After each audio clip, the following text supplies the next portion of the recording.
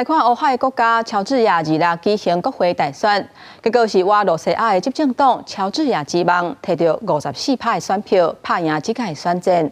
总统佐拉比7月里批评罗西亚有介入，在背后变鬼变怪，呼吁民众都要出来抗议。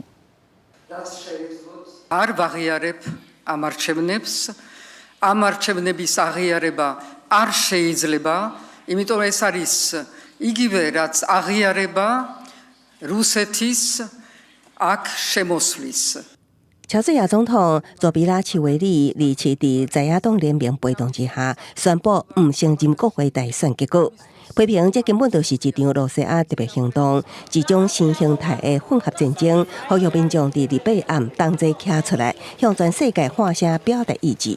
这摆大选方看作是乔治亚未来政治部甲罗西亚革命，也是继续争取日后面的关键一战。亲西方的在野党大团结组成联名，甲执政党对抗。计票时，共反讲因胜利，官方将期末结果刷电倒饼，因讲袂安尼就放弃。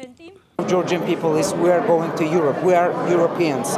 We will do everything. We are not going to give up. 执政党乔治亚之盟今年初就把想要通过一项外国代理人法案引入罗西亚法律，引起国会争议甲街路抗争。这摆大选包括欧洲安全甲合作组织在内的3个独立观选团，通报一系列违规行为，包括造票、乌西恐吓选民、攻击观察员、甲投票站附近的暴力行为等等，指出可能影响选举结果，呼吁乔治亚当局调查处理。We express deep concern about the democratic backsliding in Georgia.